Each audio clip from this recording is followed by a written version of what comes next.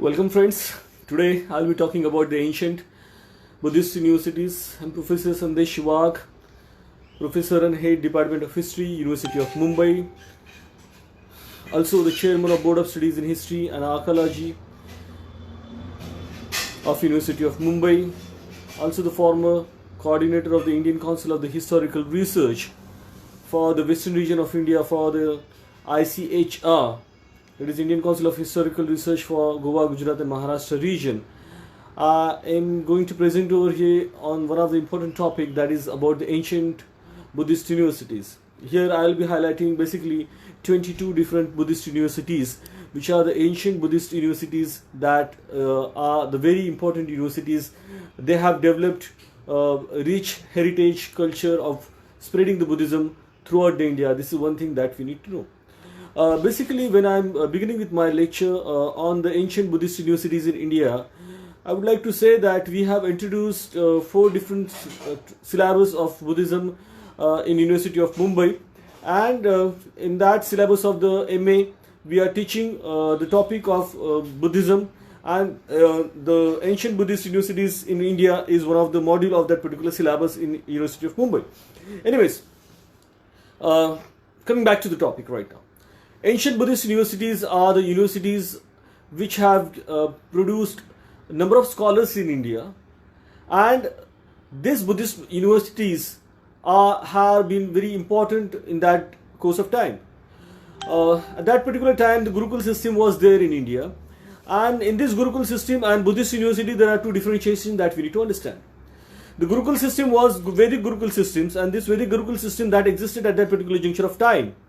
What exactly happened because of that Gurukul system was that the particular upper caste peoples only were allowed to take the education at that juncture of time, and there were different sanskaras to 16 different sanskaras are there in Hinduism, and we find that one of the important sanskara is the Upanayana sanskara, that is also there. Right from the birth to death, there are 16 different sanskaras in Hinduism, and the educational system that was parallel to the Buddhist university was Gurukul system, and in this Gurukul system, basically the untouchables, the downtrodden, the scheduled caste, scheduled tribe, unified tribe, nomadic tribe peoples were not allowed to take the education.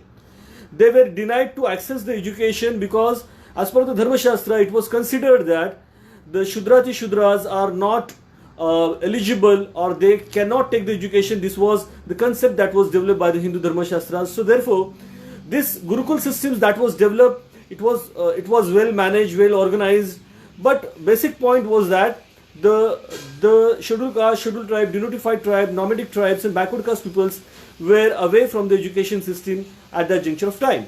Therefore, the Gurukul system that developed in the ancient India did not give the space for the backward caste to take the education. This is an important submission and humble submission that I would like to make.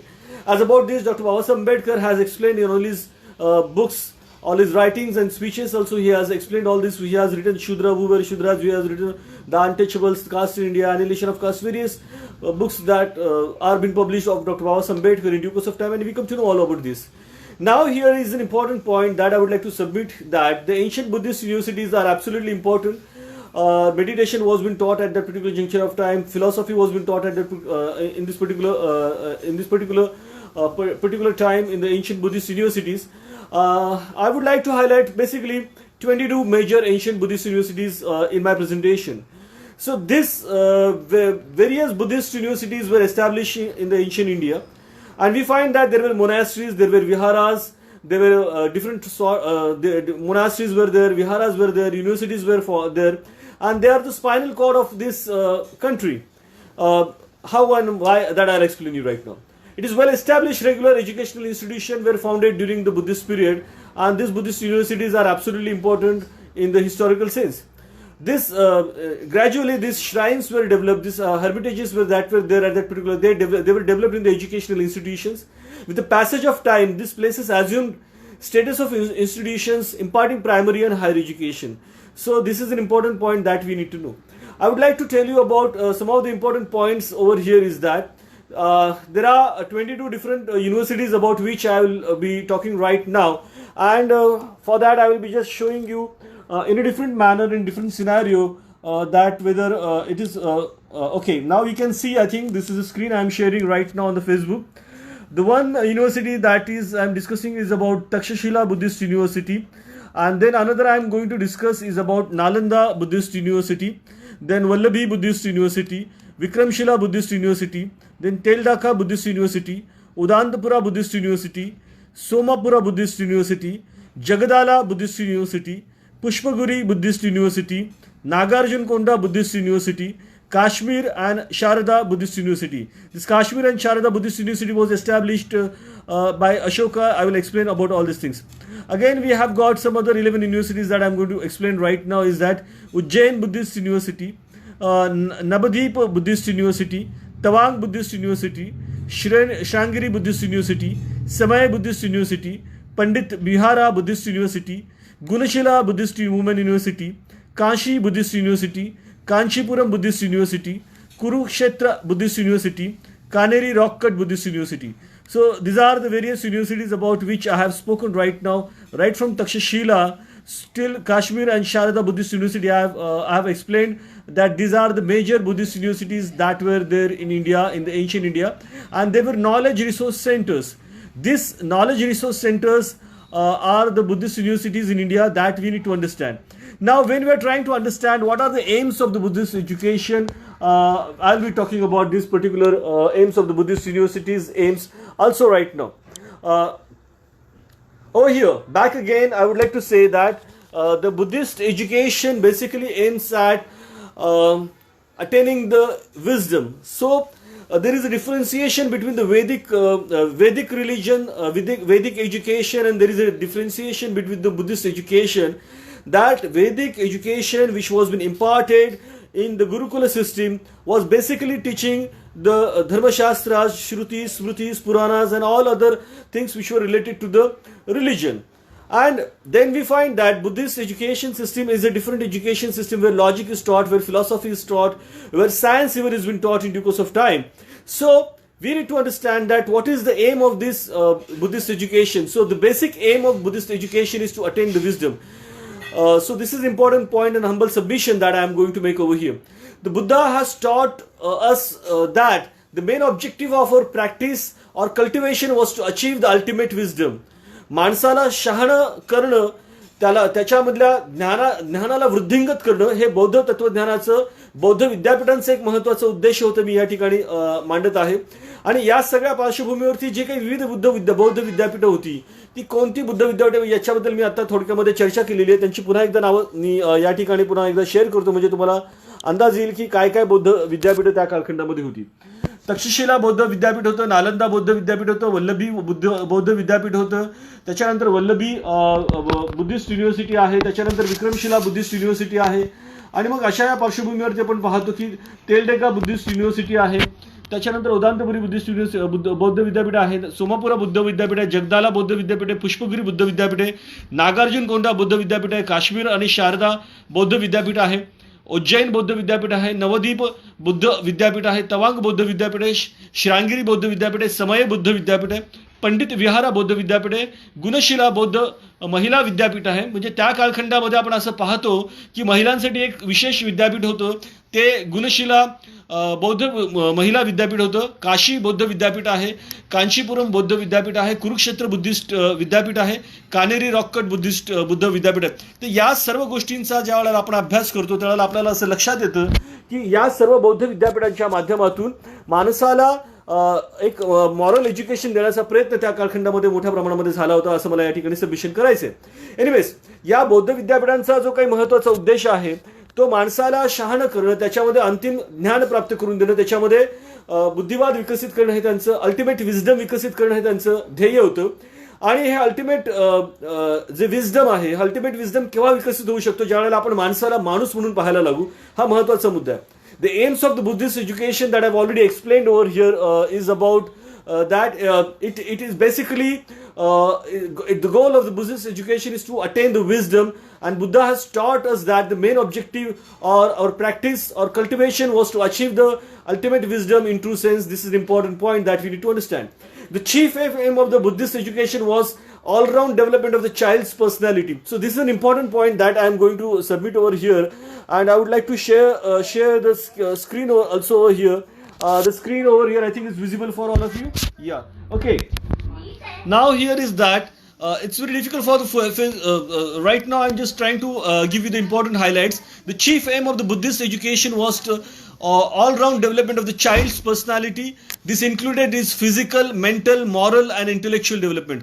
आता या ठिकाणी मला असं सांगायचं आहे की बौद्ध तत्वज्ञान आणि बौद्ध अभ्यास क्रम जो त्या विद्यापीठांच्या माध्यमातून दिला जात होता, त्या विद्यापीठाच्या माध्यमातून दिलेल्या अभ्यासक्रमाच्या माध्यमातून त्या बालकाच्या संपूर्ण व्यक्तिमत्वाचा विकास करण्याचा प्रयत्न त्या कालखंडामध्ये झालेला आहे. त्यांचा भौतिक स्वरूपाचा, त्यांचा मानसिक विकास, भौतिक स्वरूपाचा विकास, त्यांच्यामधला नैतिक विकास आणि संपूर्णतः बौद्धिक दृष्टिकोनातून विकास करणं हे बौद्ध विद्यापीठामधल्या शिक्षणाचं प्रमुख ध्येय होतं असं मला या ठिकाणी सांगायचं. The aim of the Buddhist education is to make man free man, wise, intelligent, moral and non violent and secular man. म्हणजे त्या कालखंडामधलं जे बौद्ध विद्यापीठ होतं, त्या बौद्ध विद्यापीठांमधून जे शिक्षण दिलं जात होतं, त्या शिक्षणाच्या माध्यमातून एक स्वतंत्र बुद्धिमत्तेचा व्यक्ती निर्माण करणं, शहाणा व्यक्ती निर्माण करणं, एक स्वतंत्र इंटेलिजंट म्हणजे त्याला बुद्धिमान व्यक्ती निर्माण करणं, नैतिकतेचं आचरण करणारा व्यक्ती निर्माण करणं, अहिंसेचं पालन करणारा व्यक्ती निर्माण करणं, सेक्युलर मॅन निर्माण करणं हा एक महत्त्वाचा मुद्दा मला या ठिकाणी सांगावंसं वाटतं की हा महत्त्वाचा आहे. Students become judicious, humanistic, logical, free from the superstitious, also free from the greed and lust and ignorance. म्हणजे त्या कालखंडामध्ये बौद्ध विद्यापीठांच्या माध्यमातून न्यायिक दृष्टिकोन विकसित करणं, मानवतावादी दृष्टिकोन विकसित करणं, तार्किक दृष्टिकोन विकसित करणं, अंधश्रद्धेपासून व्यक्तीला मुक्त करणं आणि त्याच्या मनातील जे काही लोभ, मद, द्वेष हे जे काही षडरूप आहेत त्यांच्यापासून मुक्त करणं हा महत्त्वाचा उद्देश त्या कालखंडामध्ये बौद्ध विद्यापीठांच्या माध्यमातून होता हे आपल्याला लक्षात घेणं गरजेचं आहे. Again it's important point in submission over here is that to propagate the humanity and peace in the world is an important aspect that was there in the Buddhist education. The massive, huge Buddhist universities have contributed for the masses and stuck the light education across the region and teachings of the Dhamma. That is the reason a socio-economic Buddhist period has strong hold of the thousands of years in the development of the country. So here we find that how this Buddhism survived throughout the world. This Buddhism survived throughout the world because they had their source of education, knowledge resource centers were there. All these Buddhist universities were the knowledge resource centers, and this all knowledge resource centers were absolutely important that we need to understand. In due course of time it was so. या बौद्ध विद्यापीठांच्या माध्यमातून मानवतावादाचा विकास करणं, शांततेचा विकास करणं, असं तत्वज्ञान लोकांना देणं की ज्या तत्वज्ञानाच्या माध्यमातून सामाजिक आणि आर्थिक जी काही दरी निर्माण झालेली आहे, जी विषमता निर्माण झालेली आहे, त्या विषमतेला दूर करण्यासाठी बौद्ध तत्वज्ञानाचा फार मोठ्या प्रमाणामध्ये उपयोग झालेला आहे असं मी या ठिकाणी सांगतो. ज्या काही बौद्ध विद्यापीठ होते, the ancient Buddhist universities, they had their different departments. In the Buddhist educational centers and administration, it was conducted on the democratic principles, and usually one of the learned monks was acting as a head of the institutions. म्हणजे जे काही बौद्ध विद्यापीठ होते त्या बौद्ध विद्यापीठाच्या माध्यमातून जे काही प्रशासन होतं त्या प्रशासनामध्ये लोकशाही तत्वाचा फार मोठ्या प्रमाणामध्ये विचार विनिमय होत होता. मला हंबली या ठिकाणी असं सबमिशन करावं असं वाटतं की त्या कालखंडामध्ये आपण जेव्हा पाहतो की त्या कालखंडामध्ये जो काय आपला एकलव्य आहे त्या एकलव्याला शिक्षण मिळालं नाही आणि त्याचा अंगठा कापून घेण्यात आला. कारण त्या कालखंडामध्ये गुरुकुल पद्धतीमध्ये ह्या अतिशूद्रातल्या जो आहे ट्रायबल कम्युनिटीला जो एकलव्य आहे त्याला शिक्षण घेण्याचा अधिकार नाही हे धर्मशास्त्राने सांगितलं होतं. जेव्हा तो चोरून शिक्षण घेण्याचा प्रयत्न करतो की स्वकर्तृत्वाने शिक्षण घेऊन श्रेष्ठ धनुर्धर होतो, हे जरी महाकाव्य असलं, हे जरी वास्तविकता नसली असं इतिहासात जरी मानत असलो तरी त्या कालखंडामध्ये गुरुकुल पद्धतीमध्ये मागासवर्गीयांना कुठल्याही पद्धतीचं शिक्षण स्थान नव्हतं आणि त्यावेळेला एक नवीन पद्धत जी काही विकसित झाली होती ती बौद्ध विद्यापीठांची पद्धती होती आणि त्याच्या प्रशासनामध्ये काय महत्त्वाचे मुद्दे आहेत हे लक्षात घेणं गरजेचं आहे. आता प्रशासनिक स्तरावरती काय आहे, the administrative state we need to understand each head has occupied different departments such as an admission, examination, curriculum, hostels, boardings, construction of the buildings, medicines, libraries, various branches of the studies. They are the great masters and the teachers who have been the chancellors of the great Buddhist universities is important that we need to understand. तर प्रशासनिक स्तरावरती जशी आज आपल्याकडे विद्यापीठांमध्ये प्रवेश प्रक्रिया असते, त्याच्यानंतर आपल्याकडे परीक्षा प्रक्रिया असते, अभ्यासक्रम असतो, त्याच्यानंतर वसतिगृह असतात, बोर्डिंग्स असतात, त्याच्यानंतर विविध पद्धतीच्या वसतिगृहांची, त्याच्यानंतर व्याख्यान देणाऱ्या इमारतींची बांधणी केली जाते, आरोग्याच्या सुविधा असतात, ग्रंथालय असतं. तर ह्या सगळ्या गोष्टी त्या कालखंडामध्ये त्यावेळेला होत्या आणि तिथे व्हाईस चान्सलर जी काही कुलपती जी काही कन्सेप्ट होती ती त्या कालखंडामध्ये होती. हे मला या ठिकाणी हंबली सबमिट करावं वाटतं. हा महत्वाचा मुद्दा आहे. This basically syllabus of the primary and higher education that we need to understand that there are two levels of understanding this Buddhist education. One was at the primary level and another was at the secondary level. And primary level, basically there were basic concepts were being taught, and at a higher level, the higher suttas were being taught. This education gave emphasis on the moral, mental, physical development, and also inclined students toward the Sangha rule and the disciplines. This is an important point. The main stress was to have a clear idea of the Tripitaka, which consists of the Sutta Pitaka, Vinaya Pitaka, and Abhidhamma Pitaka. As we all know that this Sutta Pitaka, Vinaya Pitaka, and Abhidhamma Pitaka was developed later on after these Mahadhamma Sangatis were there. I am going to talk about all these aspects of the Buddhism in due course of time. But this is an important point that the universities were teaching what is there in the Sutta Pitaka, what is there in the Vinaya Pitaka. See, for example, there is in Vinaya Pitaka there are some rules. These rules are there for whom? These rules are there for the bhikshunis and bhikkhus and the shramanes. So we need to understand what is there in Patimokha, and in that Patimokha there are some strict rules for the bhikshunis and there are strict rules for the bhikkhus, and why they were made, that we need to understand. And when we talk about the Sutta Pitaka are the various discourses of the Buddha and the various Buddhist scholars. They are Madhyam Nikaya, and all these Nikayas are there, Anguttara Nikaya. All these concepts are there about which I am going to talk and explain in later course of time. This is basic understanding that I am explaining you. Abhidhamma Pitaka is absolutely the base of the human psychology and human mind, that we need to understand that Abhidhamma Pitaka talks about the mind and mind only, basically. And it's absolutely psychological, it's absolutely philosophical. We need to understand that Abhidhamma Sangaho, when you study this Abhidhamma Sangaho, then you study what is mind and why these problems are there in the human lives. See, basically we have the problems which are psychosomatic problems in our life, and these psychosomatic problems are there which are causing the suicides, which are causing the deaths, and which are causing the hypertensions, blood pressures, and diabetes, and many other issues are there in the human life because of this. The primary education that was there, which was giving the reading, writing, and arithmetic, was taught at that particular time, and there was a higher education. This higher education was given in the Buddhism.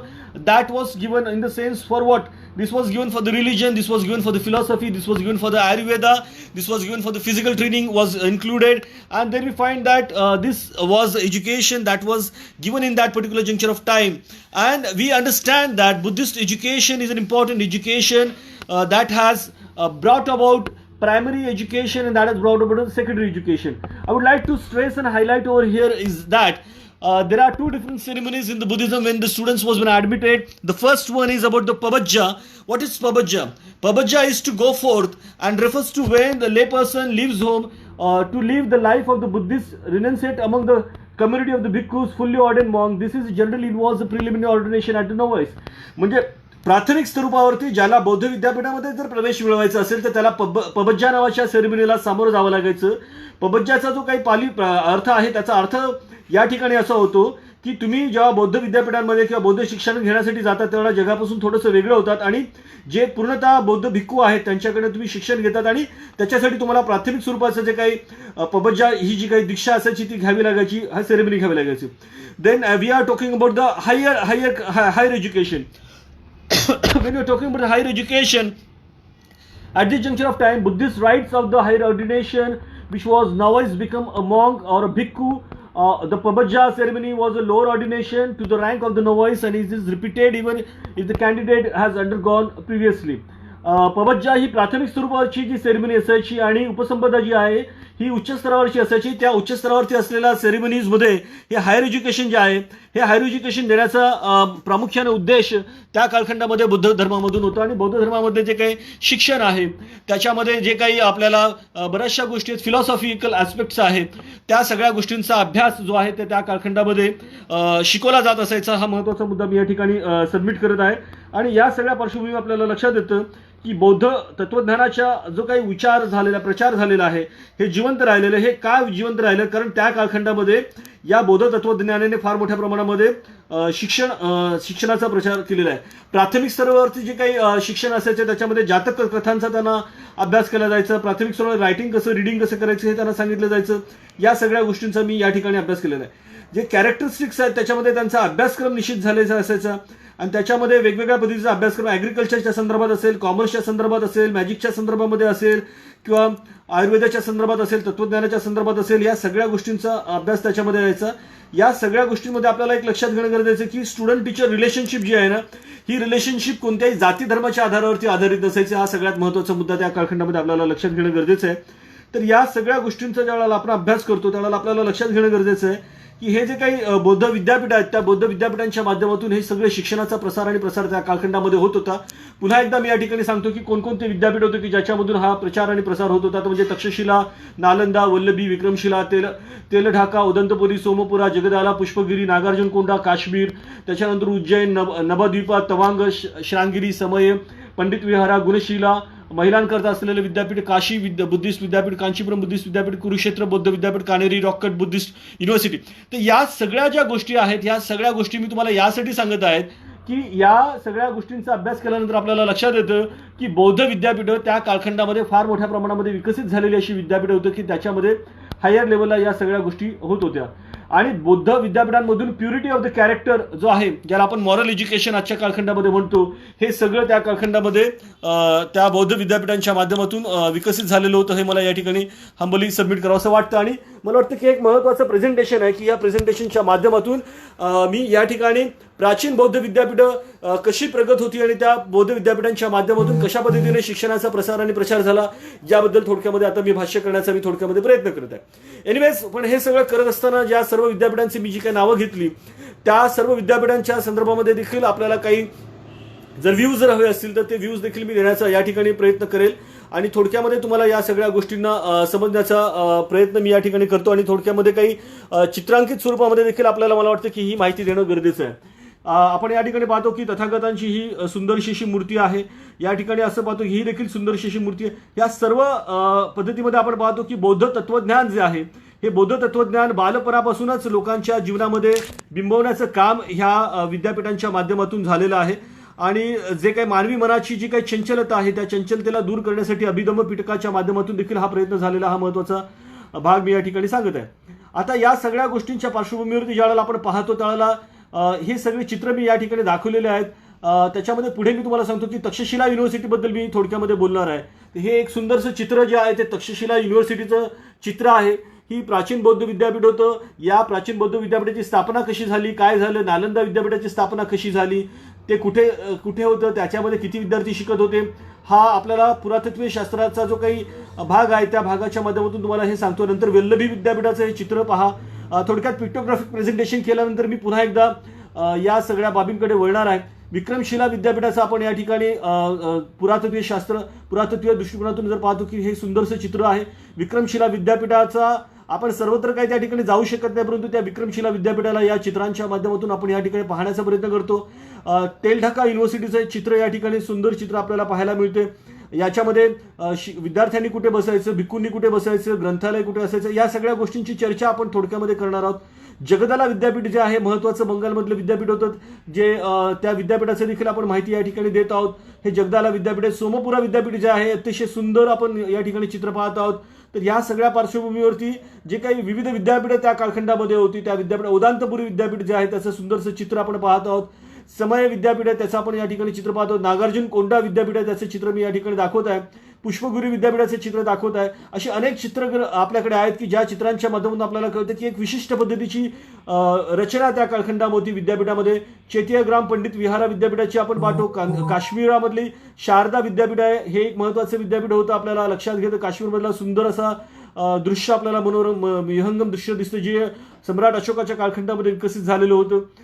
Tawang युनिव्हर्सिटीच्या संदर्भामध्ये हा आपण बघतो की Tibetan studies त्या ठिकाणी. Navadweep university जी आहे ज्याच्यामध्ये महायानाचा फार मोठ्या प्रमाणामध्ये, कानेरी रॉक कट युनिव्हर्सिटी त्याच्यामध्ये आपण सगळ्या गोष्टींचा आपण अभ्यास करतो. ह्या सगळ्या बौद्ध शिक्षणाचा प्रचार आणि प्रसार देखील बऱ्याचशा ठिकाणून झाला. अजंता केव्हच्या माध्यमातून देखील झालेला आपल्याला दिसतो. हा पॅनोरॅमिक व्ह्यू आहे अजंता केव्सचा.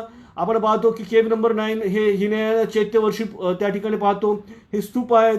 या सगळ्या स्तूपांचा केव्ह नंबर 9 दुबडी गोंपा सिक्कीमचा आपल्याला पाहतो. ह्या सगळ्या विद्यापीठामधून आपण पाहतो की विविध पंथांचा अभ्यास त्या ठिकाणी झालेला आहे. गोल्डन चार्टन तानसिंग मॉनेस्ट्री जी आहे, या सगळ्या मॉनेस्ट्रींचा आणि त्या माध्यमातून झालेला बौद्ध विद्यापीठांचा आपण अभ्यास करणार आहोत. परिनिर्वाणा टेम्पल आहे, परिनिर्वाणा स्तूपा जो आहे कुशीनाराला उत्तर प्रदेशमध्ये आहे, की बुद्धाने ज्या ठिकाणी महापरिनिर्वाण त्यांना प्राप्त झालं. रिक्लायनिंग स्टेचे धम्मेक स्तूप आपण या ठिकाणी पाहतो आहोत. आनंद बोधी ट्री जेतवना मॉनेस्ट्री जी आहे तिथे आपण पाहतो की या सर्व बौद्ध स्थळांच्या माध्यमातून तथागतांनी जे जे काही बौद्ध उपदेश केले, धम्म उपदेश केले, त्या जेतवनाचे आपण चित्र पाहतो. ते देखील महत्वाचे की जिथून बौद्ध ज्ञानाचा उदय, उगम आणि प्रसार मोठ्या प्रमाणामध्ये झालेला आपल्याला लक्षात येतो. हे बर्मीज टेम्पल आहे. अशा अनेक स्तूपा आहेत. महाबोधी टेम्पल बौद्ध गया, ह्या सगळ्या गोष्टींचा आपण अभ्यास नालंदा विद्यापीठाचा देखील स्टॅच्यू नालंदामध्ये 1895ला जे काही आपल्याला विश्वशांती स्तूप राजगीरमधले आहे. दुखांग, ह्या सगळ्या गोष्टींचा मी थोडक्यामध्ये काही फारसं जात नाही, परंतु मी सांगतो की पिक्टोग्राफिक हे प्रेझेंटेशन आहे आणि या प्रेझेंटेशनच्या माध्यमातून आपल्याला बऱ्याचशा गोष्टींचा अभ्यास करता येतो. एनिवेज, तर मला पुन्हा एकदा या ठिकाणी सांगावंसं वाटतं की बौद्ध विद्यापीठ जे आहे, या बौद्ध विद्यापीठांच्या माध्यमातून त्या कालखंडामध्ये बौद्ध शिक्षण मोठ्या प्रमाणामध्ये देण्याचा प्रयत्न झाला. आणि बौद्ध शिक्षण जे आहे हे फार महत्त्वाचं शिक्षण आहे की ज्याच्या माध्यमातून नैतिकता विकसित करण्याचा फार मोठ्या प्रमाणामध्ये प्रयत्न झालेला आहे. त्याच्यामध्ये कुठल्याही पद्धतीचा भेदभाव नव्हता. वैदिक शिक्षण पद्धतीमध्ये केवळ उच्चवर्णीयांना शिक्षण मिळत होतं, परंतु बहुजनांना शिक्षण त्या कालखंडामध्ये मिळत नव्हतं. हे सगळ्या गोष्टी महत्त्वाच्या मला या ठिकाणी समजूत करावंसं वाटतं. तर मला असं सांगावंसं वाटतं की मेंटल मॉरल डेव्हलपमेंट जी आहे, ती मेंटल मॉरल डेव्हलपमेंट त्या कालखंडामध्ये डेव्हलपमेंट करण्याचं काम हे या basically I just like again I have explained about the various Buddhist universities, and I have also shown the various pictures of the Buddhist universities and the Buddhist monuments and the structures and the stupas from where the Buddhist knowledge was been imparted in the ancient India to a larger extent. So it's an important submission that this Buddhist knowledge resource centers actually primarily they were viharas, they were shrines, they were stupas where the ordinations were given, the pabaja was given, then upasambada was given, and the knowledge was been imparted, and later on these universities were formed. Anyways, the Buddhist education aimed at the purity of the character, the important mental and moral development was emphasized, and verbal education was been given. This is an important point. Discussion was there. Discussion was absolutely prominence of the logic was there. Tours were arranged for the students to go ahead, and then conference and debates were held. Meditation in solitude was there. So these all the things were there in the Buddhist education. In the course of time, this we need to understand that.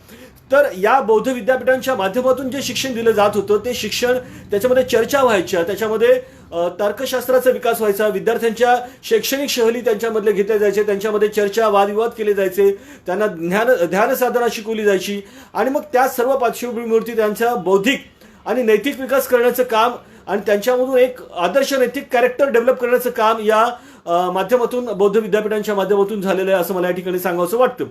Takshashila युनिव्हर्सिटीच्या संदर्भामध्ये जेव्हा बोलतो त्यावेळेला तर मला आता सांगावंसं वाटतं की Takshashila university was quite before the birth of the Buddha.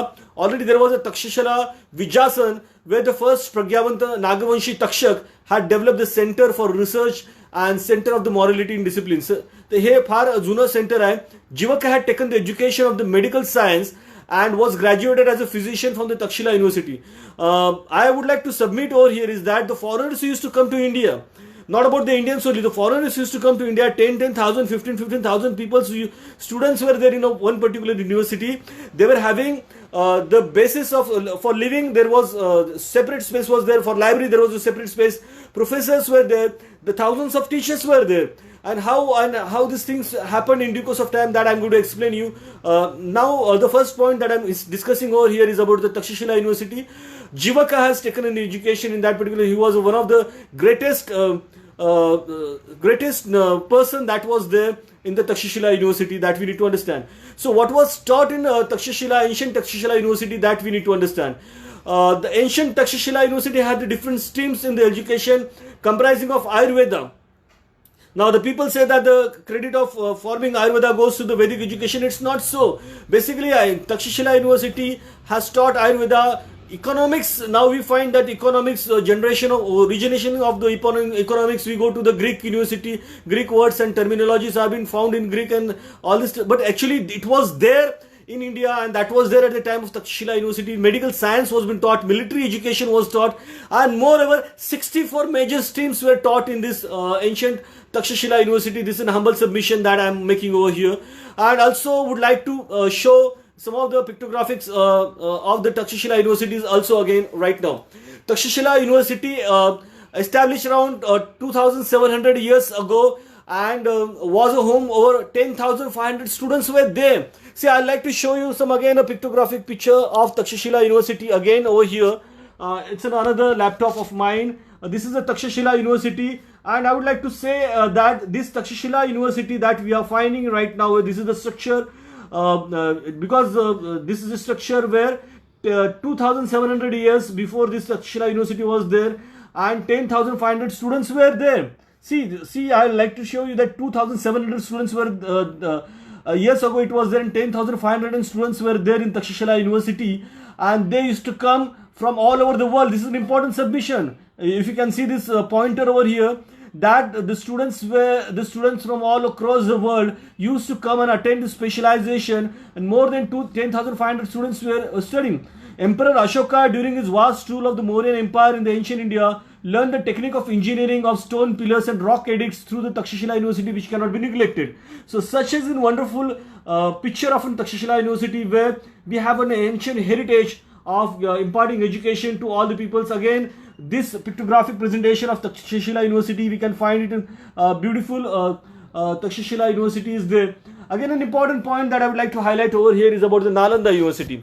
When you are talking about the Nalanda University, it's important point to know that Nalanda University was a basic knowledge resource center at that particular time, and Nalanda University of its 700 years, it was there for the 700 years, always blossom and been a seat of higher teachings for everyone who had the zeal of enthusiasm to learn and went ahead and given out the best teachers and the masters of the world. म्हणजे जगामध्ये जे काही सर्वोत्कृष्ट शिक्षक निर्माण झाले, जगामध्ये जे सर्वोत्कृष्ट विद्यार्थी निर्माण झाले, ते नालंदा विद्यापीठाच्या माध्यमातून विकसित झालेले. 700 वर्षाचा इतिहास आहे नालंदा विद्यापीठाला आहे. आणि किंग कुमारगुप्ताच्या कालखंडामध्ये ही जी मॉनेस्ट्री आहे ती नालंदामध्ये त्या कालखंडामध्ये विकसित झालेली. हा महत्त्वाचा मुद्दा या ठिकाणी मला सांगावंसं वाटतं. नालंदा विद्यापीठ अतिशय महत्त्वाचं विद्यापीठ त्या कालखंडामधलं आहे, हे देखील मला या ठिकाणी सांगावंसं वाटतं. हे अत्यंत महत्त्वाचं आहे, आणि या नालंदा विद्यापीठाच्या माध्यमातून फार मोठ्या प्रमाणामध्ये शिक्षणाचा प्रसार त्या कालखंडामध्ये होत होता. हे मला या ठिकाणी पुन्हा एकदा पिक्टोग्राफिक प्रेझेंटेशन करण्याचा मी या ठिकाणी प्रयत्न करतो. या पिक्टोग्राफिक प्रेझेंटेशनच्या माध्यमातून मी दाखवण्याचा प्रयत्न करतो की कशा पद्धतीने त्या ठिकाणी व्यूह रचना होती. ही नालंदा विद्यापीठाची ही आपल्याला जे काही आता सध्या जे काही चित्र आहे, या चित्राच्या माध्यमातून आपल्याला लक्षात घेता येतील की expansion and the extension of this seminary of the King Buddhagupta, Jagatagupta, Baliditya, and made additions of the buildings. At the time, there were 10,000 students and 1,510 teachers, about 1,500 workers in the Nalanda, and 30 acres area was there. This we can see here. This is Nalanda University. This is a picture of Nalanda University. You can see the staircases. You can see these staircases. You can see these rooms. You can see these rooms. You can see all these pictographic presentations that we find that it was an university, which is an absolutely great university, and where it is said that people used to come to this Nalanda University to take the education, and masters were created by this Nalanda University. It has got the 700 years of blossoms are there, and we find that 10,000 students were there, 1,500 teachers were there, and 1,500 workers were there, and 30 acres area was there. मला या ठिकाणी सांगायचं आहे की नालंदा विद्यापीठ एक महत्त्वाचं विद्यापीठ होतं, जे कुमारगुप्तापासून, king बुद्धगुप्तापासून, जगताला गुप्तापासून, बालादित्यापासून, विरजापासून ह्या 700 वर्षाचा कालखंडाचा त्याला इतिहास आहे. या नालंदा विद्यापीठाच्या माध्यमातून जे काही शिक्षण घेत होते ते साधारणतः 10,000 विद्यार्थी शिक्षण घेत होते. 1,500 शिक्षक त्यावेळेला होते. 1,510 शिक्षक होते, 1,500 वर्कर्स होते, आणि 30 एकरचा परिसर त्या कालखंडामध्ये या नालंदा विद्यापीठामध्ये होता. आणि अशा पद्धतीचं एक सुंदर विद्यापीठ त्या कालखंडामध्ये होतं, ते नालंदा विद्यापीठ होतं. हे मला या ठिकाणी हंबल सबमिशन करावं असं वाटतं.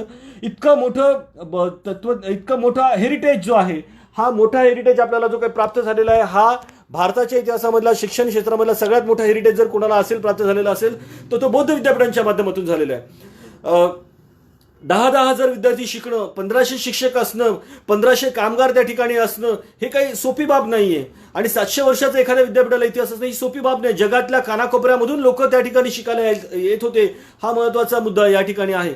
आता आपण पाहतो की बिहारची स्थिती आजच्या कालखंडामध्ये ज्या ठिकाणी ह्या सगळ्या विद्यापीठांचं केंद्र होतं, तर केंद्र सरकारने, राज्य सरकारने या विद्यापीठांना विकसित करण्यासाठी त्या ठिकाणी बौद्ध अध्ययन केंद्र म्हणून एक नवीन नालंदा विश्वविद्यालय निर्माण करण्याचा देखील एक मोठा प्रयत्न त्या ठिकाणी होणं गरजेचं आहे.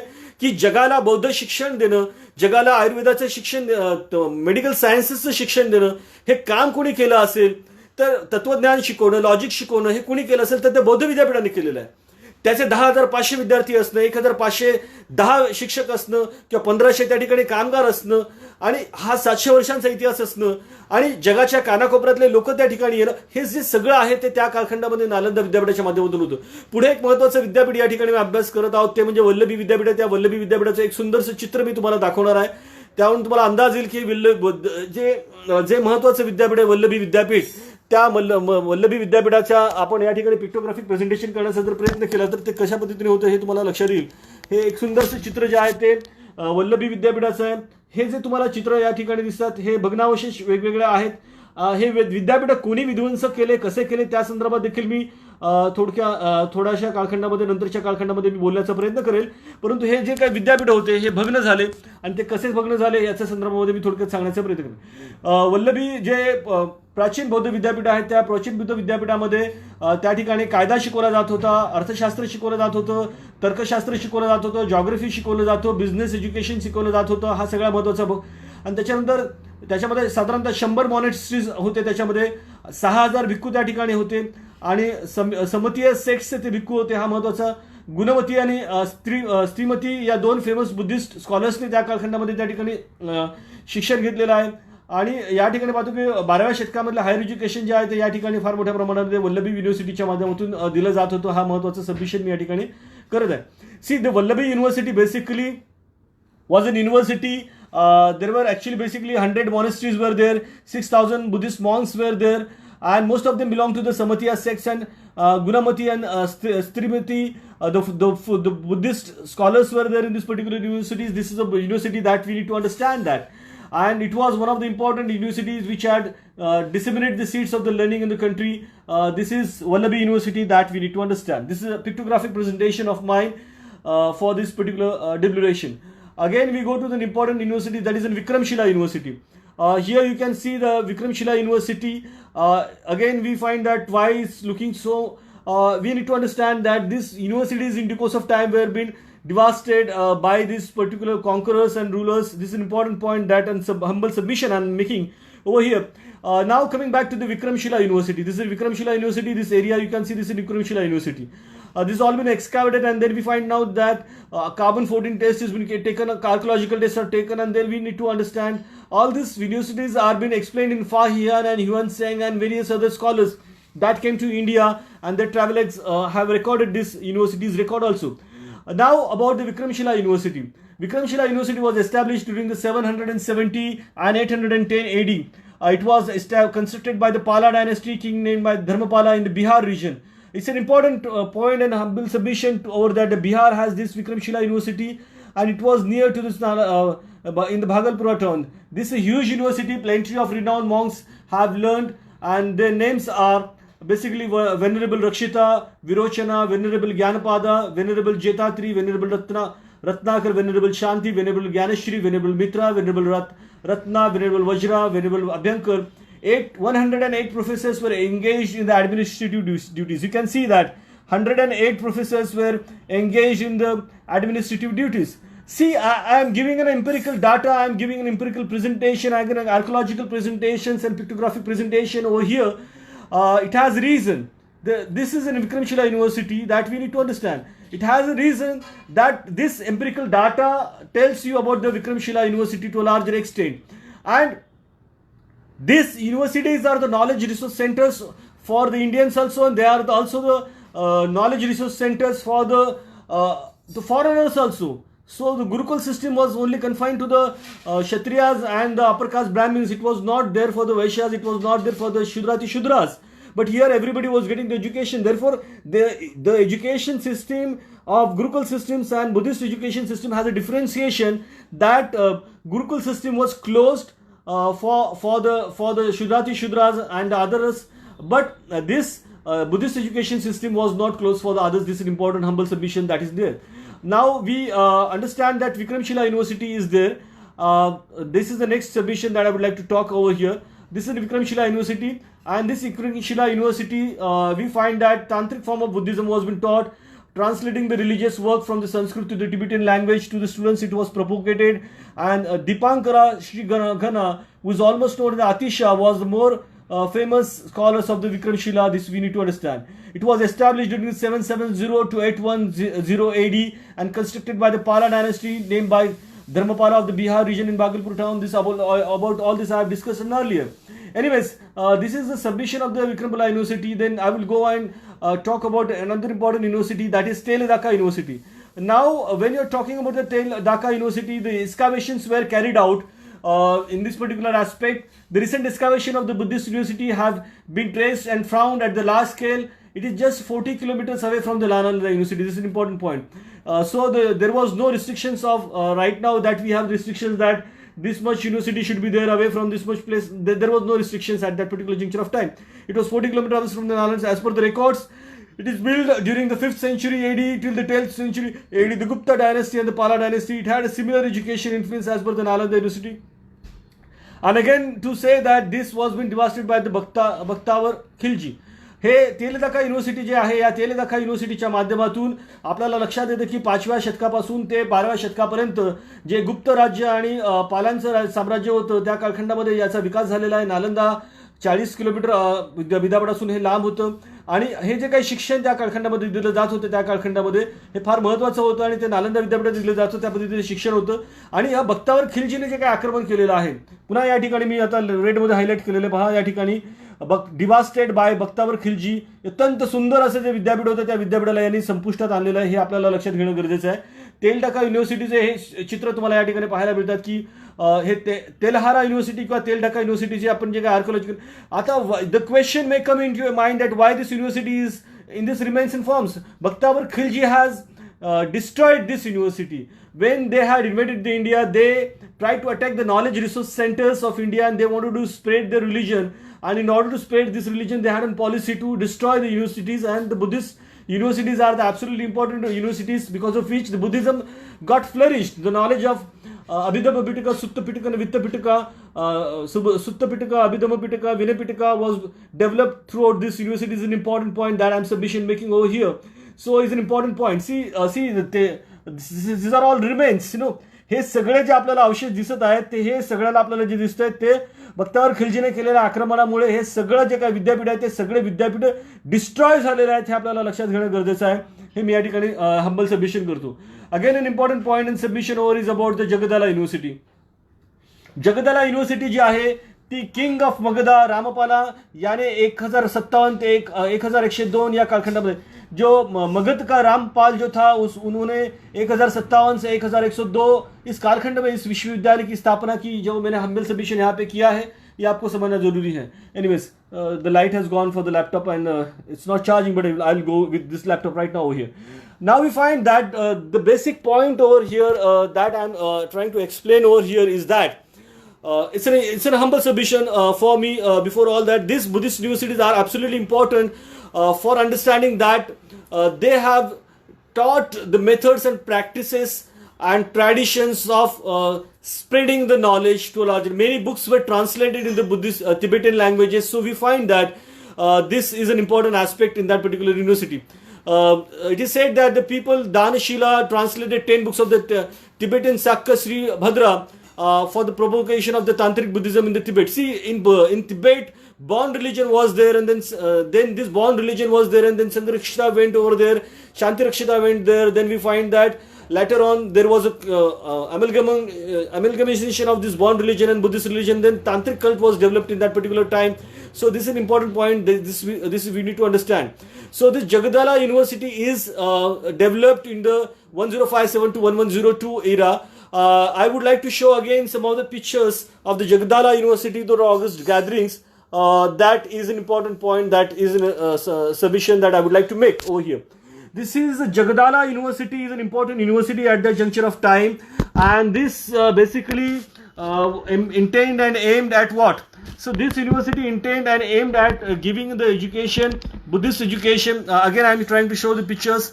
This is the picture of the Jagadala University, where we find these are all the pictures which shows that how Jagadala University used to look, and these are all the archaeological remains, which tells us that this university is something giving us an important information about the Buddhism. This Jagadala University is there.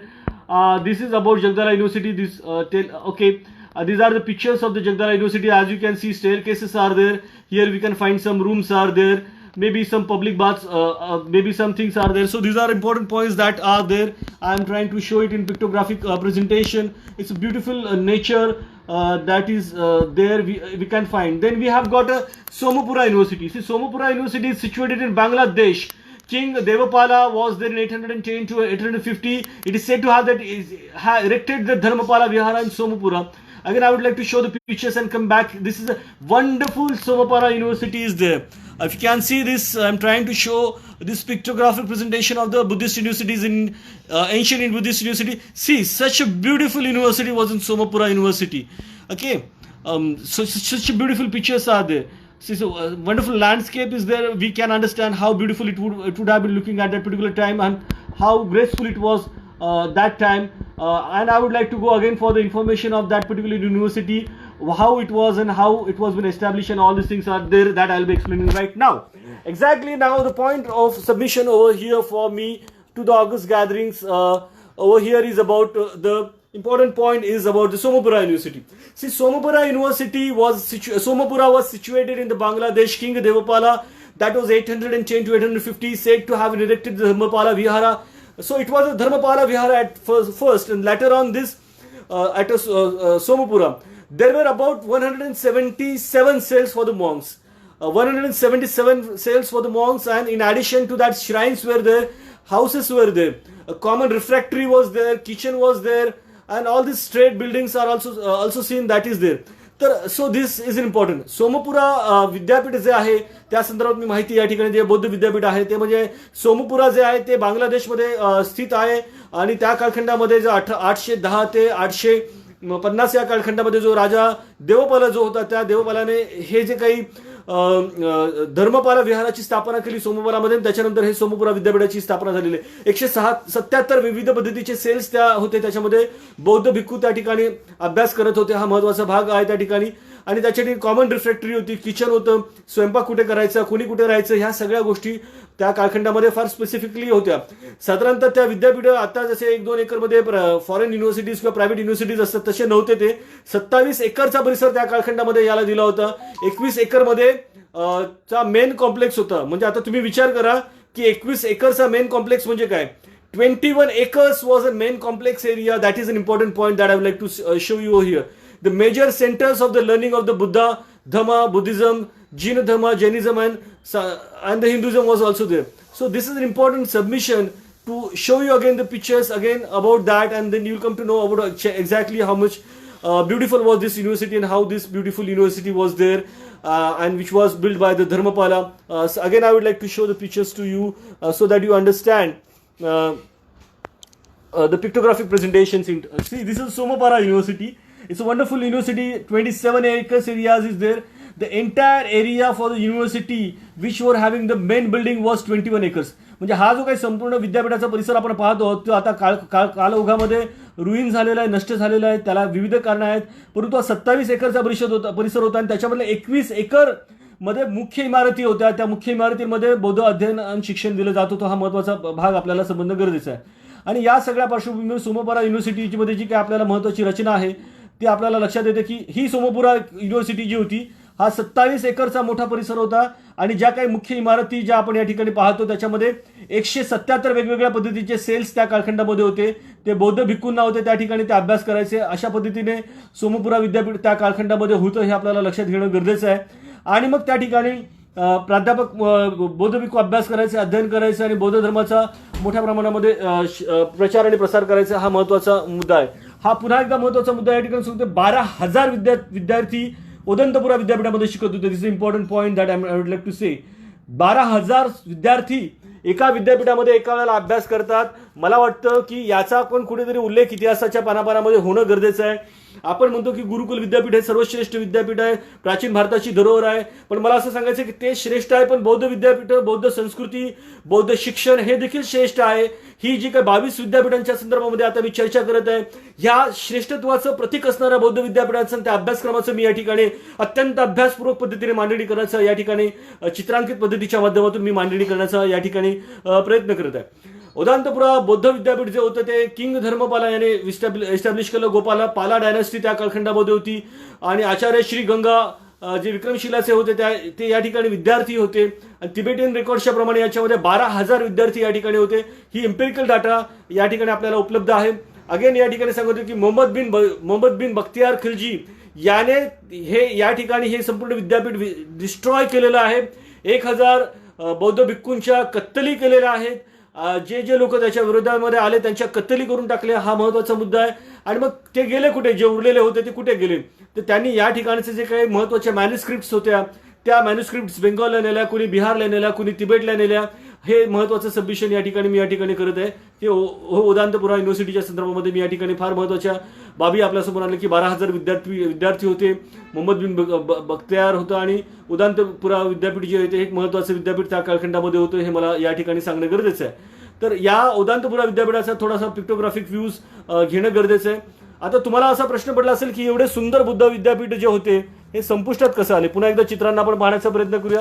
हे संपुष्टात आले कारण हे जे काही आक्रमक होते, मोहम्मद बिन बख्तियार खिलजी याने साधारणतः तिथले जे काही कडवे बौद्ध भिक्खू होते 1,000 बौद्ध भिक्खूंची कत्तली केल्या आणि जे काही वाचले ते त्यांचं जे काही मॅन्युस्क्रिप्ट्स होते ते बंगाल, बिहार, ओरिसा आणि तिबेट या ठिकाणी घेऊन गेलेले आहेत. हे उदंतपुरा विद्यापीठाचं सुंदरसं चित्र आहे. हा संपूर्ण परिसर आपण पाहू शकतो. बौद्धांतर विद्यापीठाचे ते आता काही भग्नावशेष आहेत. याला अक्षरशः कत्तली केला 1,000 बौद्ध भिक्खूंच्या आणि त्याच्यानंतर हे संपूर्ण त्यावेळेला ते निवास केलेले, हा महत्वाचा मुद्दा या ठिकाणी मी एक्सप्लेन करत आहे. मला वाटतं ह्या सगळ्या गोष्टी ज्या आहेत त्या तुमच्यापर्यंत व्यवस्थितरित्या पोहोचत असतील. Samay University is an important university. This is Tibetan culture.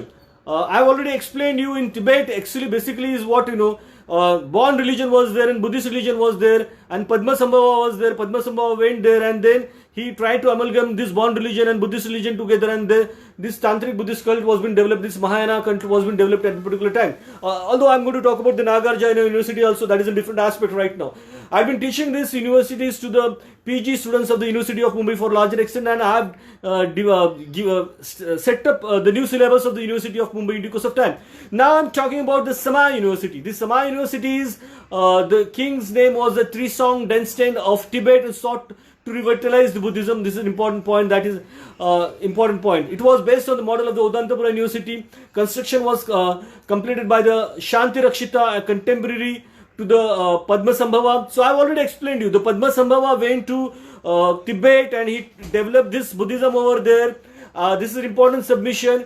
And when he developed this Buddhism, it was an amalgam of the Tibetan born religion and Buddhist religion. So altogether the new culture was being developed, and this culture or this religion or these practices were taught in the Samay University. So important point. And it was contemporary to the Padmasambhava. This is important point. That is, it was having a huge library which has the books of the Pali, Prakrit, and the plenty of the manuscripts were preserved in this particular school.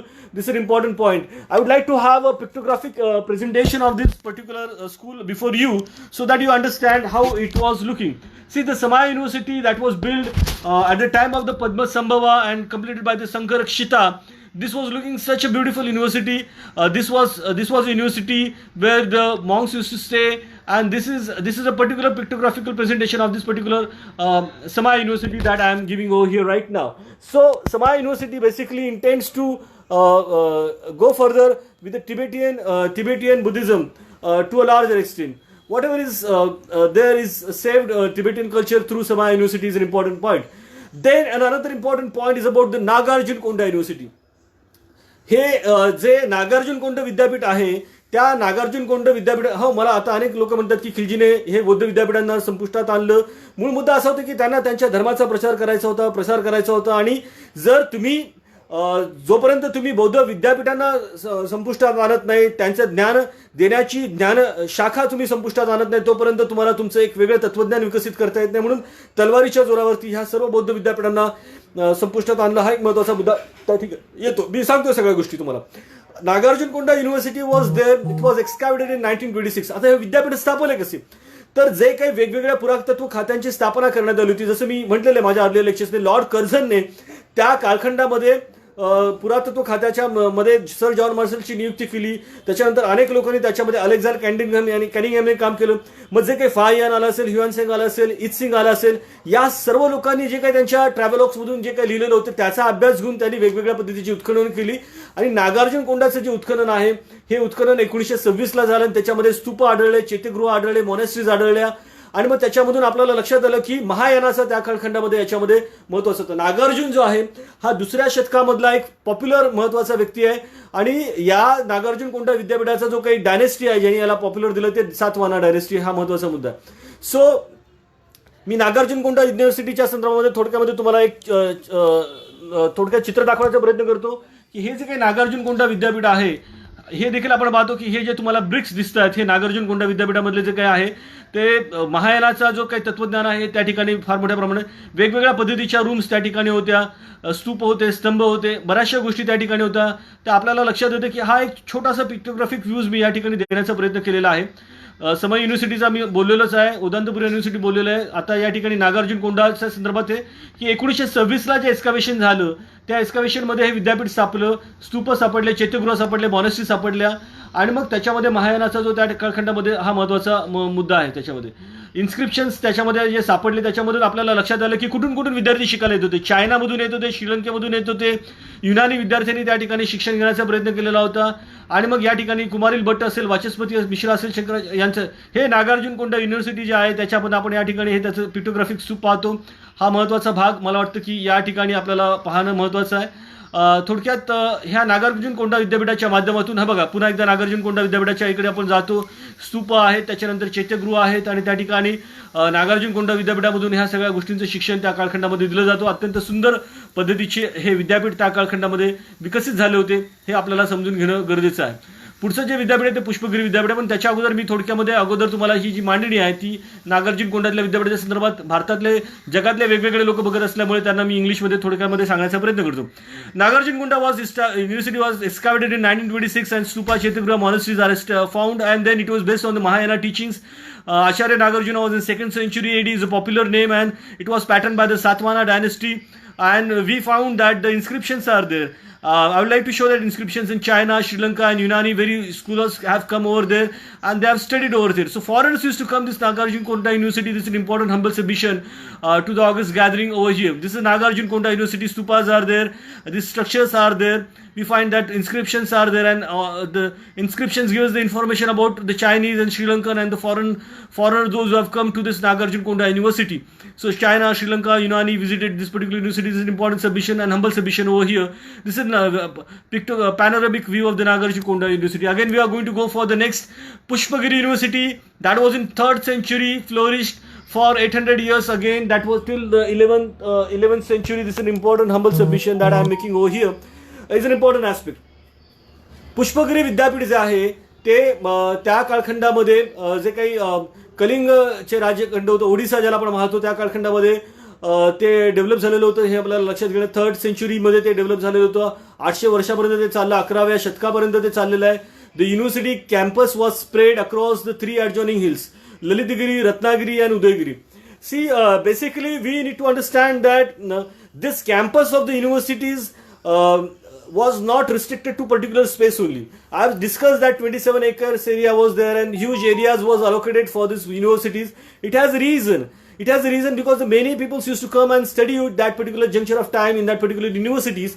And then we find that in Pushpagiri University, which was established in 3rd century and flourished for the 800 years ahead till the 11th century, it has 3 different hills together. University campus was having adjoining hills of Lalitagiri, then Ratnagiri and Udayagiri. So this is an important point. This Pushpagiri University was more into the art and architecture. So basically art and architecture was been flourished by this Pushpagiri University. Recently few images of this Emperor Ashoka have been discovered here, and it has been suggested that the Pushpagiri University was established by Emperor Ashoka. These are various thoughts that are developed in due course of time. It's a wonderful university that we can view this Pushpagiri University, and I would like to show the two different pictures of this Pushpagiri University for this important submission over here is that Pushpagiri विद्यापीठाच्या ज्यावेळेला आपण हे एक सुंदर असं चित्र या ठिकाणी पाहत आहोत. पहा या ठिकाणी जी काही पुष्पगिरी विद्यापीठ आहे त्या पुष्पगिरी विद्यापीठामध्ये साधारणतः 3 वेगवेगळ्या टेकड्या होत्या की त्याच्यामध्ये यांचा परिसर जो होता त्या 3 वेगवेगळ्या ठिकाणी त्यांचे वेगवेगळे युनिव्हर्सिटी कॅम्पस होते. हे मला सबमिशन करायचं. आता एक कॅम्पस असेल तर त्या कॅम्पसमध्ये या ठिकाणी पहा की कशा पद्धतीने वेगवेगळ्या पद्धतीच्या रचना असायच्या. म्हणजे या ठिकाणी धान्याचं कोटर असेल, पाणी असेल, काय आणखीन काय असेल, काय इन्स्क्रिप्शन असतील का काय असेल ते काळोखामध्ये नष्ट झालेले आपल्याला लक्षात घेणं गरजेचे आहे. अशा 3 वेगवेगळ्या टेकड्या होत्या की त्या टेकड्यांवरती पुष्पगिरी विद्यापीठाचा जो काही कॅम्पस होता तो कॅम्पस त्या कालखंडामध्ये मोठ्या प्रमाणामध्ये फ्लरिश झालेला होता. मला असं या ठिकाणी सांगणं गरजेचं आहे की हा पुष्पगिरी विद्यापीठाचा जो काही कॅम्पस आहे या कॅम्पस 3 टेकड्यांपुरता मर्यादित होता आणि कला आणि स्थापत्य कला जे काय आहे त्याचा त्या ठिकाणी फार मोठ्या प्रमाणामध्ये विकास झालेला आहे. आणि सम्राट अशोक आहेत त्याचं फार महत्त्वाचं योगदान या पुष्पगिरी विद्यापीठाच्या संदर्भामध्ये आपल्याला आढळतं. ते 3ऱ्या शतकामध्ये इस्टॅब्लिश झालेलं आहे. 800 वर्ष हे विद्यापीठ चाललेलं आहे. 11व्या सेंचुरीपर्यंत चाललेलं आहे. ललितगिरी, रत्नगिरी आणि उदयगिरी या 3 वेगवेगळ्या टेकड्यांमध्ये हे विद्यापीठाचा जो काही कॅम्पस होता हा कॅम्पस विकसित झालेला आहे. हे मी या ठिकाणी हंबल सबमिशन करतो. Anyways this is important submission so that we understand what was Buddhism and what was Buddhist university and how this Buddhism got flourished throughout the India and throughout the world. See, basically the Buddhism is the third number religion as far as the demographic population of the world is considered. Christianity is there, Islam is there, and third number we have Buddhism.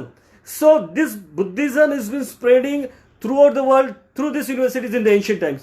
See, 700 years the universities are there, and many years the universities are there. They having 27 acres or areas there. 3 different hills are there, and this thing shows that dynasties that existed at that particular time they have played a very decisive role in this spreading of this Buddhist university. Then we have Chaitya Grama Pandit Vihara. Chaitya Grama Pandit Vihara information is there in credit goes to the Dr. Jina Bodhi. Chittagong once upon a call is Chittagong. Okay, Chittagong is once upon a call as a Chaitya Grama, town with the Buddhist shrines. चैत्य ग्रामा पंडित विहाराच्या संदर्भात असं म्हटलं जातं की चित्तगोंग जे आहे ज्याला चैत्यग्राम एका वेळेला म्हटलं जायचं. चैत्यग्राम म्हणजे काय की बौद्ध धार्मिक स्थळ असलेलं शहर असं त्याला संबोधलं जात असायचं. ते महायान बुद्धिझमचं जे काय आहे तो प्रचार 10व्या शतकामध्ये जो झालेला आहे ते याच्या माध्यमातून झालेला आहे आणि हे प्राचीन बंगालमध्ये याचा फार मोठ्या प्रमाणामध्ये होता प्रचार. History is vast of its center and many Buddhists learned, become masters and spread this teaching of the Buddhism. In the ancient Bengal, study various Buddhist and architecture taken place in the learning centers. Chaityagrama University is an important center. Then we have learned about the Pushpagiri University. I have already discussed about these important points. So we need to understand that this universities played a very important role in developing this thought of the Buddhism.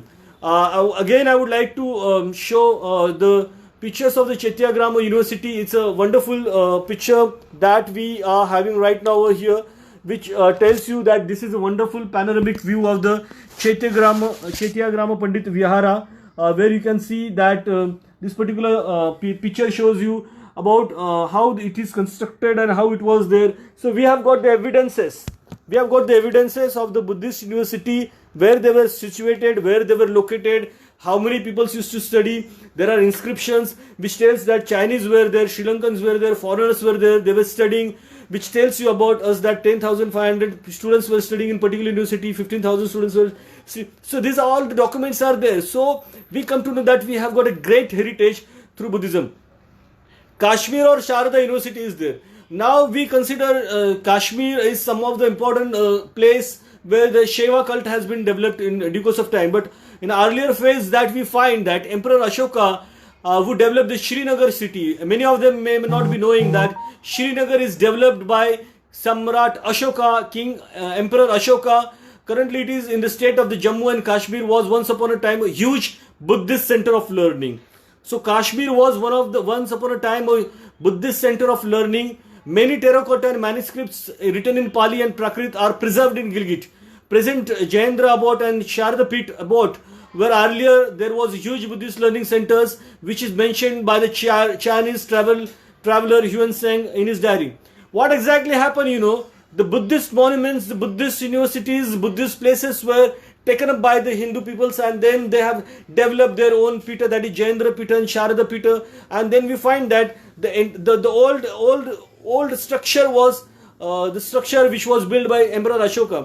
मला या ठिकाणी सांगायचं असं वाटतं की काश्मीर आणि शारदा विद्यापीठ ज्याला आपण पाहतो ते त्या कालखंडामध्ये सम्राट अशोकाने श्रीनगर जे काही आहे त्या श्रीनगरचा विकास करण्यामध्ये त्याची फार महत्त्वाची भूमिका जी आता जम्मू आणि काश्मीरमध्ये आहे, आणि ते बौद्ध तत्वज्ञानाचा प्रचार आणि प्रसार करण्यासाठी फार मोठं सेंटर होतं. त्याच्यामध्ये टेरेकोटा चे अवशेष सापडले, मॅन्युस्क्रिप्ट सापडले पालीमधल्या प्राकृतमधल्या, ज्या गिलगिटमध्ये आजही प्रिझर्व केलेल्या आहेत. आज आपण जयेंद्र पीठ आणि शारदपीठ असं ज्या वेळेला पाहतो की जे आता हिंदूंचे फार मोठे धार्मिक पीठ निर्माण झालेले आहेत, ते मुळातच हिंदूंचे धार्मिक पीठ नव्हते, तर ते हे बौद्धपीठ होते असं कोणी म्हटलेलं आहे, मी म्हणत नाही, असं म्हटलेलं आहे ह्युएन सॅंग त्याच्या डायरीमध्ये त्यांनी असं ते स्पष्टपणे म्हटलेलं आहे. त्या ह्युएन सॅंगचा जो काही रेफरन्स आहे मी तो या ठिकाणी देतो, कोणाचा गैरसमज होऊ नये म्हणून. हे फार महत्त्वाचं आहे की इतिहासकाराने कुठेही बोलत असताना साधारणतः पुरावे देऊनच बोलावेत, हा महत्त्वाचा आहे. See, which is mentioned by the Chinese traveler Yuan Sang that this Jayendra Abode and Sharada Pit were earlier with huge Buddhist learning centers. This is an important submission that I am making. This again you find that this see how beautiful it was looking. Kashmir or Sharda University, the monuments and structures. See, the ruins are there. This is Kashmir. Beautiful mountains are there, and this is the place where Sharda University was there and where the Buddhist education was being imparted. You can find some of the remains and archaeological aspects are being explained over here. So is an important submission. Again, I would like to go and this is Sharda University. Okay, and this is humble submission to all of you to say that these universities that were developed in due course of time were the Buddhist universities. म्हणजे आता कुणी असं म्हणू शकत नाही की काश्मीरमध्ये बौद्ध विद्यापीठ नव्हती. आता हे सगळे पुरावे दिल्यानंतर लोकांना म्हणावंच लागेल. ह्युएन सॅंग जर त्याच्या डायरीमध्ये म्हणतो की हे बौद्ध विद्यापीठ होतं आणि नंतरच्या कालखंडामध्ये जयेंद्रपीठाने शारदापीठ विकसित झालेलं आहे, तर त्याला काही कंटेम्पररी सोर्स, ओरिजिनल सोर्स असल्यामुळे ट्रॅव्हलॉगला आपण कंटेम्पररी प्रायमरी सोर्स समजतो. त्यामुळे हे फार महत्त्वाचं आहे, हे लक्षात घेणं गरजेचं आहे. तर हा महत्त्वाचा आहे. चैत्यग्राम पंडित विहाराच्या संदर्भात बोललेलो. आता मी या ठिकाणी महत्त्वाच्या मुद्द्याकडे वळत आहे, ते काश्मीर युनिव्हर्सिटीच्या संदर्भात मी बोललेलो आहे. एनिवेज, या सर्व विद्यापीठांचा ज्यावेळेला आपला अभ्यास करतो त्यावेळेला आपल्याला लक्षात येतं की या विद्यापीठांच्या माध्यमातून बौद्ध तत्वज्ञानाला त्या ठिकाणी देण्याचा प्रयत्न केला. Tawang university is a Tawang monastery. Next point is Tawang monastery form a core of the lamaistic fells. जे आपण लामा पण पाहतो की हा महायानामधले जे काही प्रमुख तिबेट पंथातले लोक आहेत त्यांच्यामध्ये जो धर्मगुरू असतो त्याला लामा असं म्हणतो आपण. त्याला भंते म्हणतो, मग भदंत म्हणतो, मग स्थवीर म्हणतो, महास्थवीर म्हणतो. जे आपण जे थेरवादामध्ये जे वेगवेगळ्या पद्धतीची नावं दिलेले, तसंच तिबेटियन स्कूलमध्ये जो बुद्धिझम आहे त्या स्कूल ऑफ बुद्धिझममध्ये लामा हा एक महत्त्वाचा धर्मगुरू आहे असं त्या ठिकाणी मानलं जातं. सो Tawang मोनॅस्ट्री forms the core of the Lamastic faith of the Mahayana school of the Buddhism in the region. The largest monastery of the India, the second largest of the Asia. Second largest of the Asia is the Tawang University, is an important point. So it's a humble submission that we need to understand this second largest in Asia. How did it look? आता तुमच्यामध्ये प्रश्न पडलाच असेल की Asia खंडामधला second largest जर जे काही बौद्ध विद्यापीठ अध्ययन केंद्र जर कुठे असेल ते तवांग युनिव्हर्सिटी आहे आणि महायानाचा प्रचार आणि प्रसार जर त्या ठिकाणी केला जात असेल ते कसं आहे हे बघा. सेकंड लार्जेस्ट एशियामधलं जर बौद्ध तत्वज्ञान जिथे कुठे शिकवलं जात असेल आजच्या कळीला हे तवांग विद्यापीठाच्या माध्यमातून शिकवलं जातं. या सगळ्या रूम्सला तुम्ही पाहण्याचा प्रयत्न करा. 1, 2, 3, 4 या सगळ्या खोल्या पहा. इथे विद्यार्थ्यांना राहण्याची व्यवस्था, शिक्षकांना राहण्याची व्यवस्था, निसर्गरम्य परिसर. आणखीन या सगळ्या परिसरामध्ये जो बौद्ध विद्यापीठाच्या माध्यमातून तवांग युनिव्हर्सिटीच्या माध्यमातून जो काही प्रचार आणि प्रसार केला जातो तो एक महत्त्वाचा प्रचार आणि प्रसार केला जातो तो म्हणजे बौद्ध तत्वज्ञानाचा आणि एशियामधलं सेकंड लार्जेस्ट आहे. त्यामुळे हे एक महत्त्वाचं विद्यापीठ आहे असं मला या ठिकाणी सबमिट करायचं आहे. हे जे तवांग युनिव्हर्सिटी आहे, मॉनेस्ट्री जी आहे, Galden Namgyal Lhatse has develop this in the year of 1860-61 and Tawang monastery is 10,000 feet above the sea level. This is important and it's in the Himalayan ranges. So it's a Tawang Chu valley that is there that we need to understand. So this is an important humble submission. Then we have another university that is Navadvipa University, that is another Buddhist university. Navadvipa ancient university is given the patron to the Pala dynasty. जे पाल राजांनी नवद्वीप विद्यापीठाचे फार मोठ्या प्रमाणामध्ये विकास करण्याचा प्रयत्न केला ज्याच्या माध्यमातून बौद्ध तत्वज्ञान सगळ्या जगापुढे गेलं. ते इतकं महत्त्वाचं आहे की त्याला ऑक्सफोर्ड ऑफ द ईस्ट म्हटलं जातं. जे पूर्वेकडचं ऑक्सफोर्ड जर कोणाला म्हटलं जात असेल तर नवद्वीप विद्यापीठाला म्हटलं जायचं. आणि 11व्या सेंचुरीमध्ये सेना किंग लक्ष्मण सेनहाड याने ह्याला फार मोठ्या प्रमाणामध्ये डेव्हलपमध्ये फार मध्ये काम केलं आहे. पाल्याने याने डेव्हलप केलेलं आहे. तर ह्या नवद्वीप युनिव्हर्सिटीच्या संदर्भामध्ये पाला डायनेस्टीची फार महत्त्वाची भूमिका जी आहे त्या संदर्भामध्ये मी थोडक्यामध्ये आता या ठिकाणी मांडण्याचा प्रयत्न केलेला आहे. ही जी काही युनिव्हर्सिटीज हे जे काय आहेत ते ज्ञान देणारी केंद्र आहेत. या ज्ञान देणाऱ्या केंद्राच्या माध्यमातून ज्ञान दिलं जात होतं. याला ऑक्सफर्ड मानलं जातं पूर्वोत्तरमधलं. This is important point that again I would like to show you this picture of this Tawang University over here so that you can understand. See, this is the Navadvipa University established by Pala dynasty, and this particular find, this is considered to be the Oxford of the East. Why this was considered of Oxford of the East? Because the education, the standard of the education was so and so high, therefore it was considered to be the Oxford of the East. See, you can find these beautiful pictures over here, and you can find that this is the area of the Navadvip University. This is an important submission over here that I would like to make and submit over here, that this is an important Buddhist university. See, we need to understand that these universities are the basically important knowledge resource centers of imparting the education to a larger extent.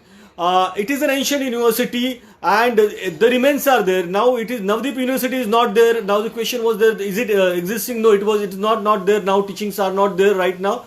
It was an ancient university formed by the Pala dynasty and then later on developed later on. But it is considered to be one of the important university at that time, juncture of time. Canary Rock Cut University is also there. Time is too much, so I can't go ahead with this presentation ahead, but I would like to sum up and conclude with some of the important points here. Is that in the ancient period the Buddhist monasteries, later on in period the Buddhist universities played an important major role in developing the Buddhist education. प्राचीन कालखंडामध्ये जे बौद्ध विहार, बौद्ध स्तूप, ते काही जे होते बौद्ध monasteries ज्या होत्या त्यांनी आणि नंतरच्या कालखंडामध्ये जे काही बौद्ध विद्यापीठ आहेत त्यांनी फार मोठा महत्त्वाची भूमिका केलेली आहे. ती बौद्ध शिक्षणाचा प्रचार आणि प्रसार करण्याच्या संदर्भामध्ये केलेला आहे. मी तुम्हाला थोडक्यात एक फरक सांगतो की हिंदू धर्मामध्ये 16 विविध संस्कार आहेत. त्याच्यामध्ये एक महत्त्वाचा संस्कार उपनयन संस्कार आहे. हा उपनयन संस्कार ज्या वेळेला केला जातो तो फक्त उच्चवर्णीयांसाठी, ब्राह्मणांसाठी केला जातो आणि त्याच्यामध्ये सांगितलं जातं की हा थ्रेड सेरेमनी केल्यानंतर, हा दोरा त्यांच्या अंगामध्ये घातल्यानंतर, उपनयन संस्कार केल्यानंतर, जानवं गळ्यामध्ये घातल्यानंतर त्याचा दुसऱ्यांदा जन्म होतो. पहिल्यांदा जन्म आईच्या पोटामध्ये असताना होतो आणि दुसऱ्यांदा जन्म त्याला तो पवित्र धागा घातल्यानंतर होतो आणि मग त्याच्यानंतर त्याला शिक्षणाचे अधिकार प्राप्त होतात. शूद्रांना, महिलांना दुसऱ्यांदा जन्माचा अधिकार नाहीये. अशा पद्धतीचं शिक्षण हे बौद्ध धर्मामध्ये नाहीये.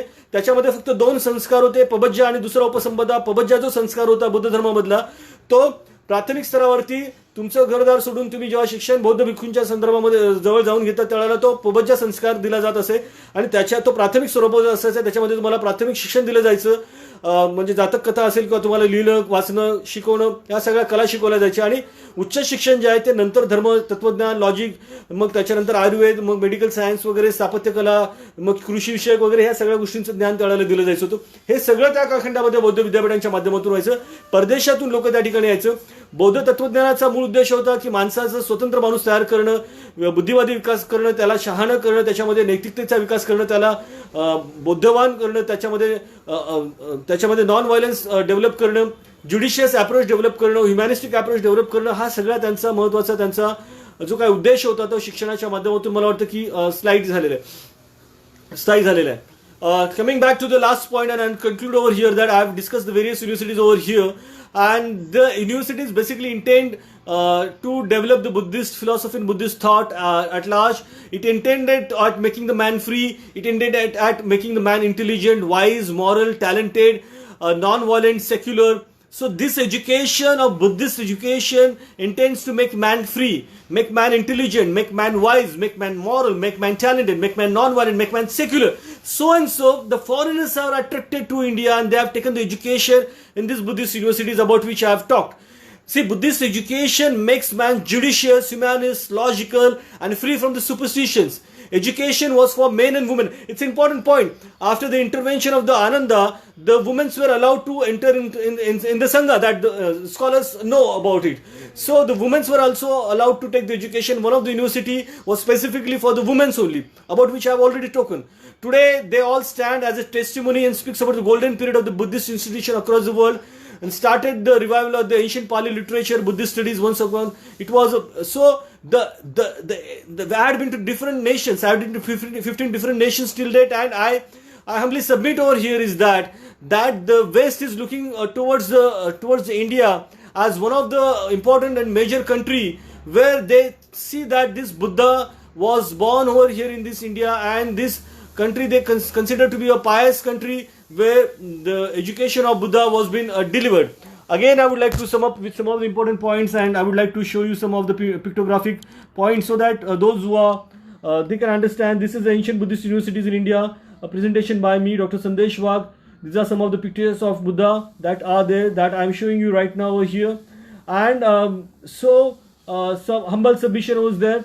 What are the universities that I have discussed right now today is the Takshashila University, Nalanda Buddhist University, Vallabhi Buddhist University, Vikramshila Buddhist University, Tel Dhaka Buddhist University, Odantapura Buddhist University, Somapura Buddhist University, Jagadala University Buddhist University, Pushpagiri Buddhist University, Nagarjuna Buddhist University, Kashmir and Sharda Buddhist University, again Ujjain Buddhist University, Navadvipa Buddhist University, Tawang Buddhist University, Shrangari Buddhist University, Samay Buddhist University, Pandit Vihara Buddhist University, Gunashila Buddhist Women's University. This is only Buddhist university which is Women's University, Kashi Buddhist University, Kanchipuram Buddhist University, Kurukshetra Buddhist University, Kaneri Rock Cut Buddhist University. So these are all the universities which aimed at teaching Buddha's education, which aimed at attending the wisdom, which aimed at freeing the man from the greed and lust and ignorance, making man free, wise, intelligent, moral and non-violent and secular.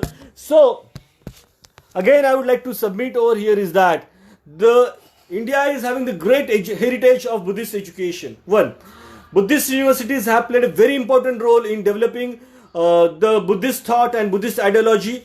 It basically it basically intend to develop judicious, humanist, logical thought in the mind of the people, and also try to develop the physical, mental, moral and intellectual development of the student at large. And the ultimate aim of the Buddhist education is nothing else but to make man wise and develop the wisdom in the mind of the man. This is all for the ancient Buddhist universities in India. Thank you very much for listening patiently. I, Dr. Sandesh Wagh, Professor and Head Department of History, University of Mumbai, and also the Chairman of the Board of Studies of History and Archaeology of Mumbai University. Thank you for listening me patiently. Thank you very much.